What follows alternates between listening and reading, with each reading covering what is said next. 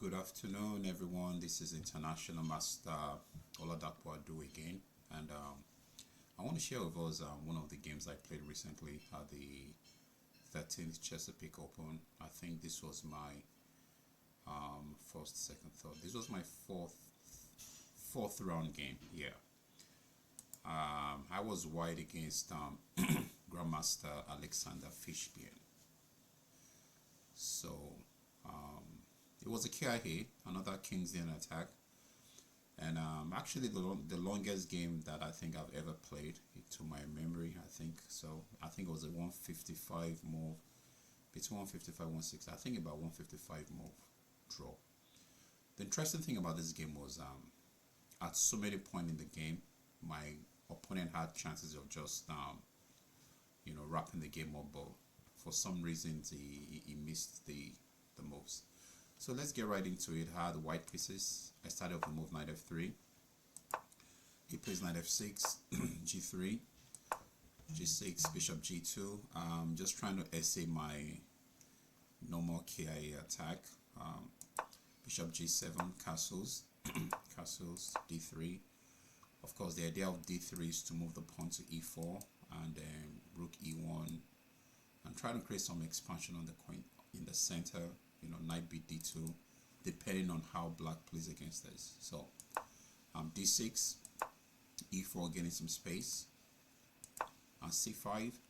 This has kind of transposed to a Sicilian defense, although the variation whereby you fianchetto the dark square bishop. And this is actually a good line, to play against the KIA, because with the knight on c6, pawn on c5, you have a square where you can actually keep an eye on, which is the d4 square, coupled with the fact you have your bishop developed on the diagonal. So black's plan is to just move the knight to c6, probably e5 at some point, bishop e6, and then play d5 to create some more space. Of course, white's plan is to try to fight for the c4 square at some point in time based on the pawn structure, and maybe sometime play the move c3 and d4. So let's see how the game continues. Rook to e1, very important move of the KIA, because in situations whereby you're looking to play the move c3, d4, you have to make sure your e4 pawn is protected. So rook e1, knight c6, c3. So the plan is just to play d4 and open up the position.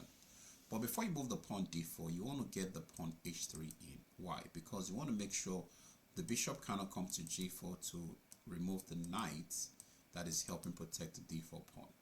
And I think one of the games Basim played against Grandmaster Basim from Egypt played against I think Linia Dominguez, former Cuban player who is now an American player. I think GM Basim played h3, I recall, at some point in time in the game. So after the move c3, e5. e5 is pretty much saying, you know what, I'm not going to let you play the d4 push, even if I have to lock my bishop in for a while, but that's fine. In this position, a3 is normally played. a3 is a multi-purpose move. I mean, c3 is a multi-purpose move. For the fact you have the chance of playing d4, we could also play a3 and play b4. What's the idea? Of course, we want to put pressure on the c5 pawn, b4, bishop, e3 is possible. Or in some instances, you want to just move your pawn to b5 to force the knight away from the center, and then d4 can be a possibility. So after the move a3, a4. a4 says, you know what, I'm not going to let you play b4. So that's the upside about a4. But the downside about it is, after the move a5. After the move a4, white can simply establish some peace on the squares circled on b5 and c4, because that's a very good outpost for the white pieces. So a4, even though it looks as if white wasted the move here, but that move is worth it. So after the move a4, h6 is a very popular move in this position. What's the point of h6? The idea of h6 is to secure the bishop on e6 without being harassed by the knight on g5. So after a move h6, knight a3. you have to get all your pieces in the game. Look for squares to put them and then just take them there. Knight a3. One of the ideas of white in this position is to move the knight to a3, knight goes to b5, knight f2 d2, and knight c4, putting pressure on d6, and sometimes putting pressure on the square b6. So after knight a3, bishop e6 was played, knight b5 immediately. And one thing I'm going to say is we don't really want to be worried about the bishop on c1 yet. Why? Because we really don't have a good square for the bishop. So don't be so desperate about getting all your pieces in the game, even if you don't have a good square for it. I mean, just take your time to find out how else you can make it work. So knight b5, very interesting move. Now I'm just trying to play d4. The upside to d4 is even after the takes, the bishop can always go to f4 to put pressure on d6. So it looks very good for white. So my opponent played d5. You have to play d5.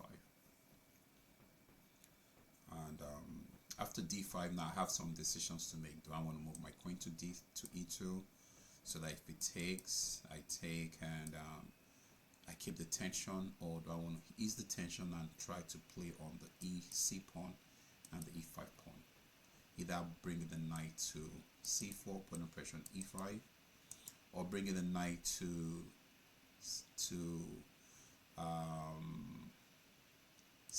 e4, putting pressure on c5.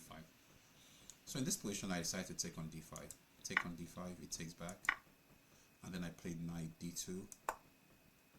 Like I said earlier, I could either move to c4, putting pressure on e5, or move to e4, putting pressure on c5. I think I got it wrong in this game, because after this game I checked, and in this position I played knight e4, but actually knight c4 was the better move.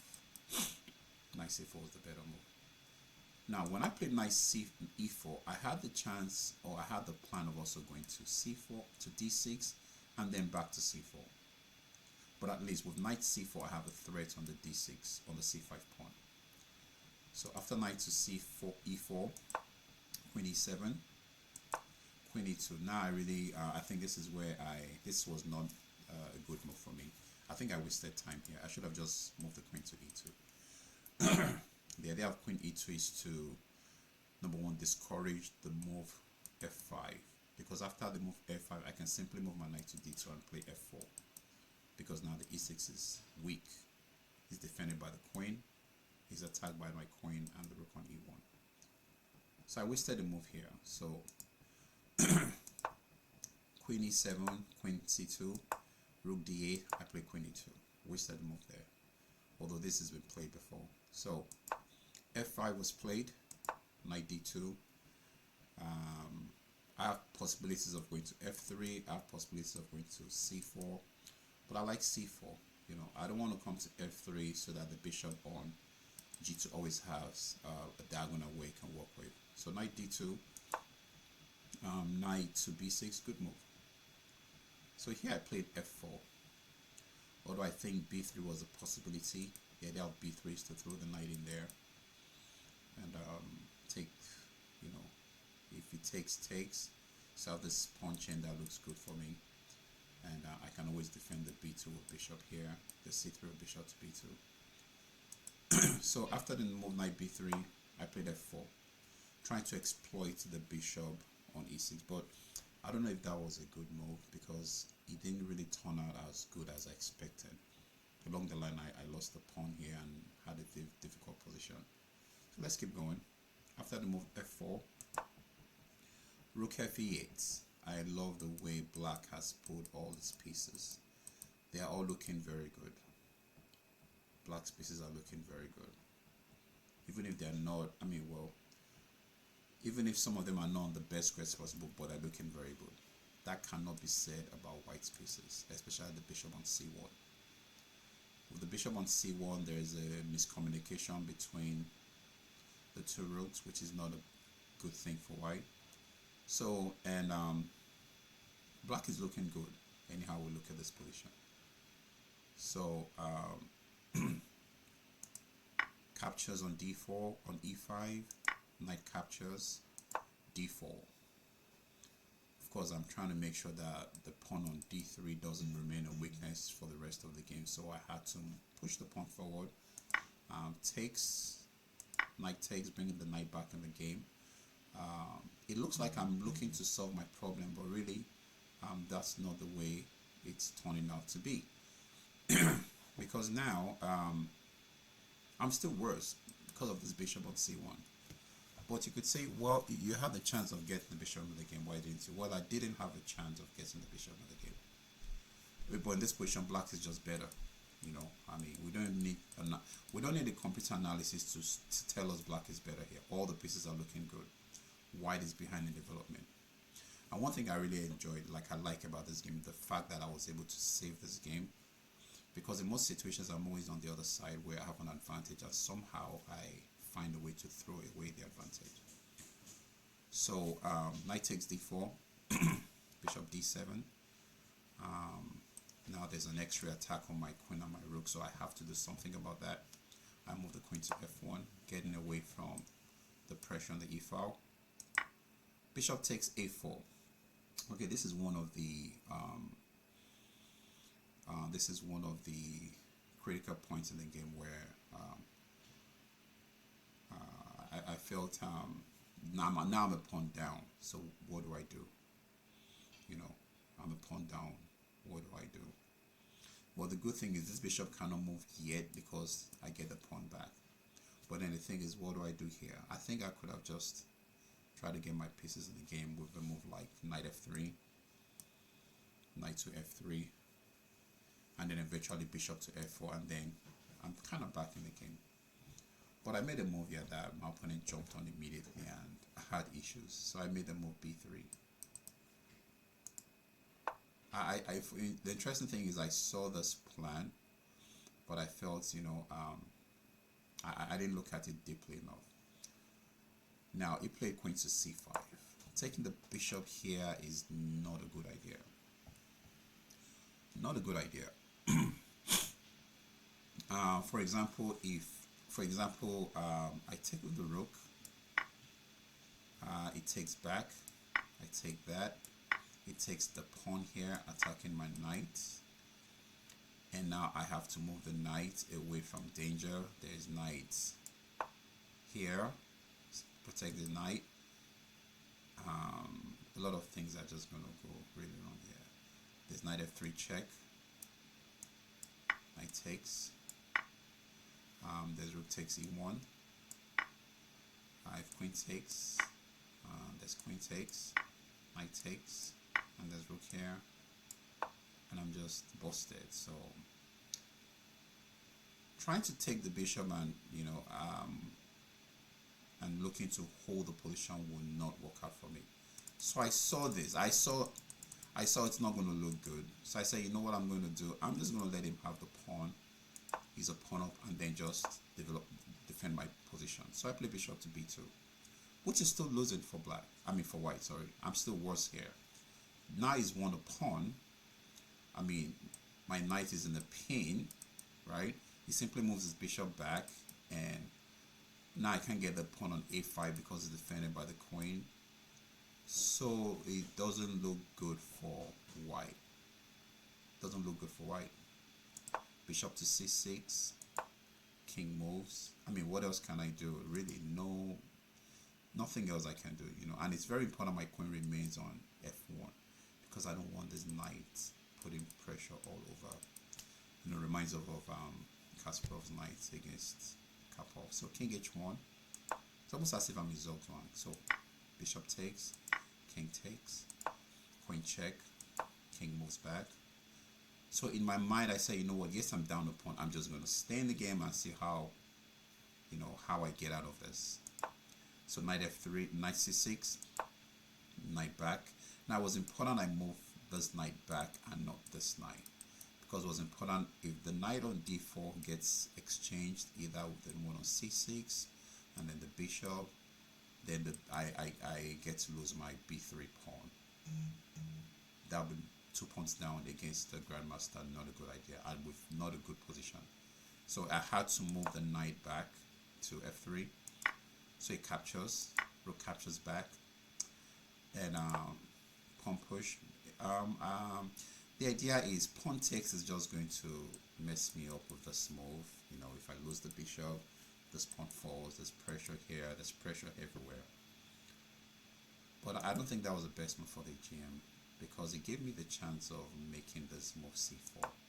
I mean queen f2 first, attacking the knight that is about to jump. Now I think it should just find a way to defend the knight because by moving the knight, now I have the move c4. Maybe not the best move, but all of a sudden, I think I like the move c4. It's important for me to make sure that I don't have a weakness on c3, one. It is also important for me to make sure that I don't let the strong bishop on g7 stay in the game. We can get traded off. Remember, I'm just down a pawn. So I keep telling myself, you know, I'm down a pawn. So I'm just going to stay in the game as long as possible. I'm just down a pawn. You know, and try not to compromise my position. So after the move c4, I think he played queen c5. The idea is to exchange pieces, but I don't think this was the best choice. You know, I think it could like do something else just to put more pressure on my position, because without the queens on the board, then I don't really have to worry about being attacked and mated. And especially with the fact that the position is going to the end game, you know, I have chances.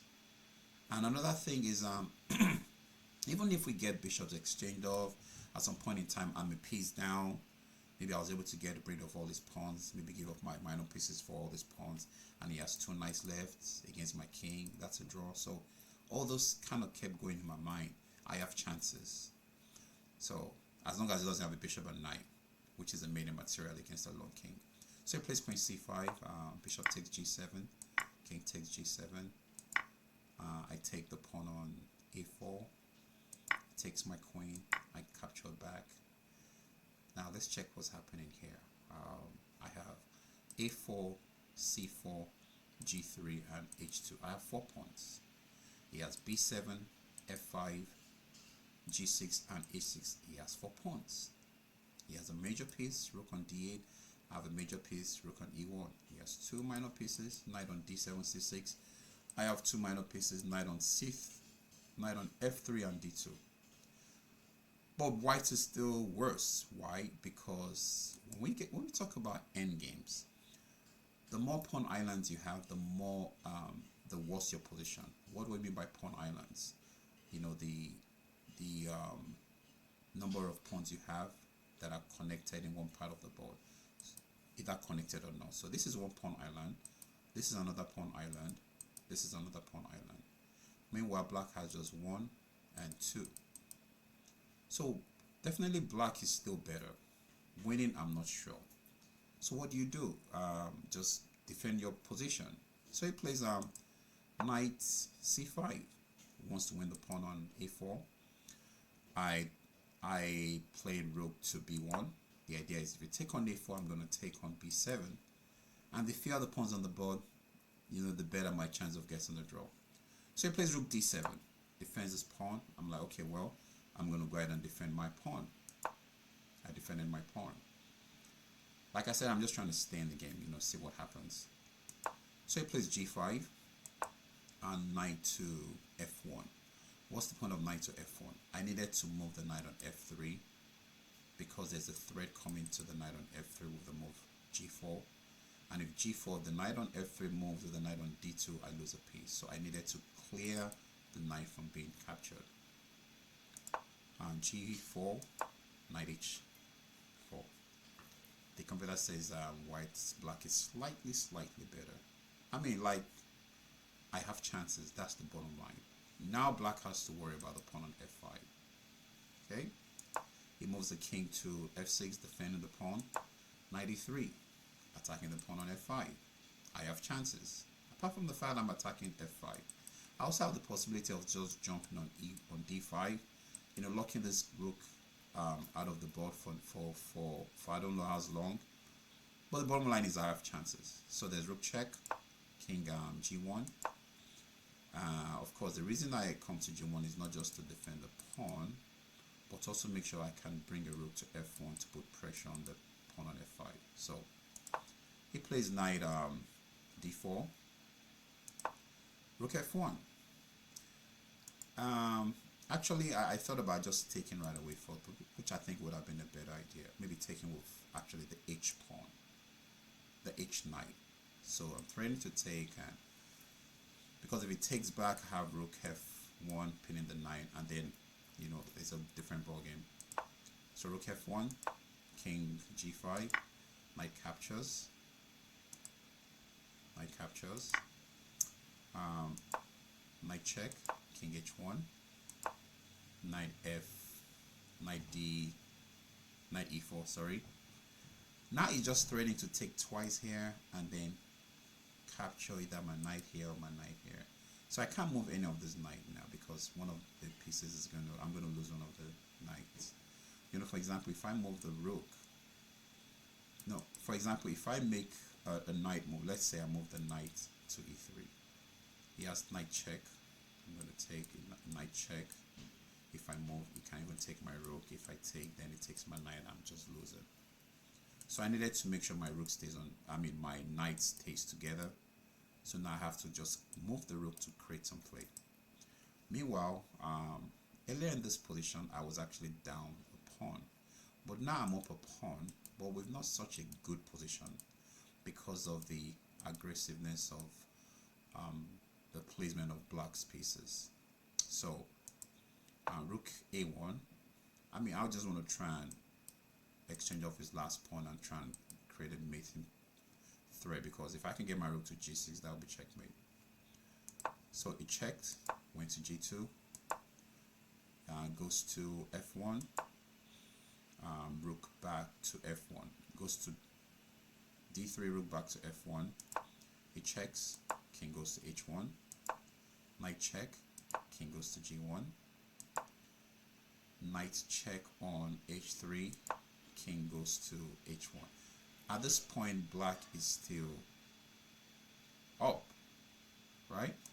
Knight f2 check, king goes to g1, knight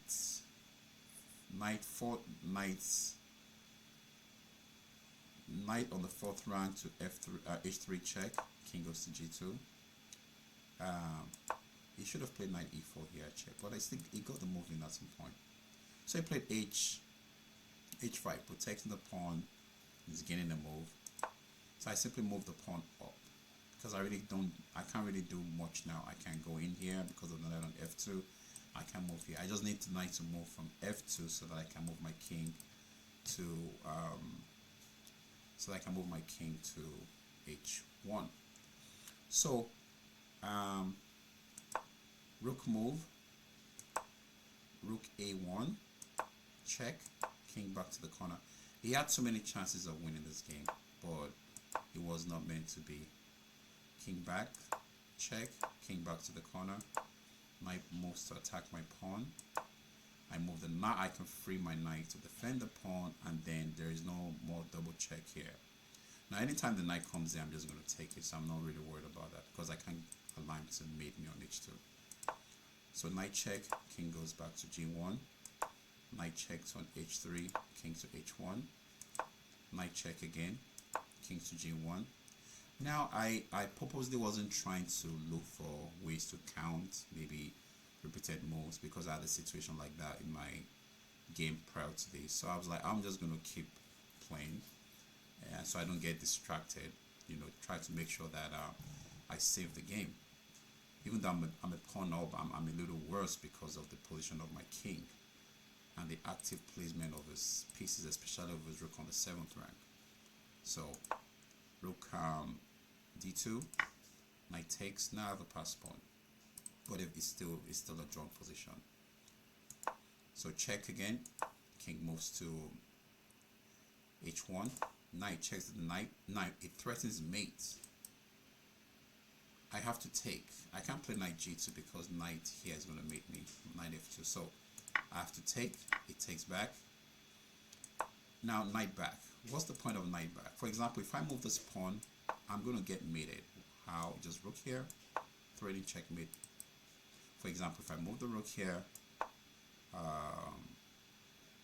he can just check me here, and then it's mate. So with the pawn on f3, I have to be careful of the rook to g2 with the mating pattern of knight f2. So instead of trying to go get a queen, I simply move the knight back to c5. Why? So that anytime it threatens the mate, I can bring my knight here to stop the mate. So it moves this king. Good idea, trying to me, I thought it was a good idea, but I think it has to, so I thought it was a good idea because anytime my knight comes here, you can bring your king to try and force the knight away so that you can get the mate, but I can always move my rook to d1 to protect my knight.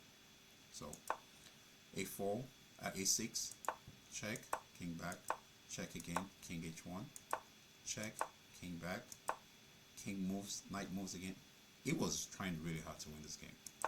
So I just brought the knight back, which the engine said was like the only move. Every other move just loses. Mind you, there was some time scramble. So I just brought the knight back, trying to save some time. For example, if he takes my knight, I'm going to attack his knight. If he moves, I'm going to push the pawn, and I think I should just, I think I should win the game. For example, if he takes, h3, f2 check, king g2, knight e3 check, king takes f2, knight takes c4, okay, pawn push, knight back. So it's in time to save that. Alright, so so knight d3 check, I have to go in, coming to f1, I'm going to get mated. So going, still stopping the mate threat on f2, takes, king move. So many chances of winning this game. King back inside, king attacks my knight, rook protects the knight. Now I'm just losing. Rook h2 check, just losing, -2. Check, move, check, moving again. Now he threatens to take my pawn, number one, and what are the other possibilities? Yeah, just want to win the pawn. So king g1, and also I don't want the knight to have access to this anytime I move the knight.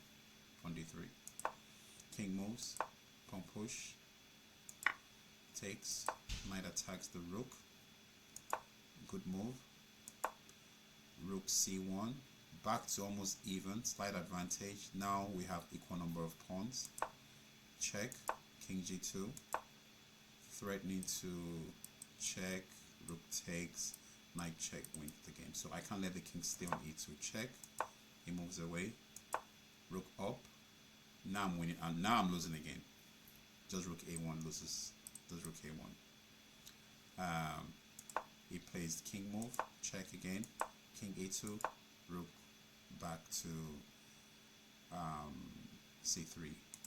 The engine said I should have just maintained, stayed on that.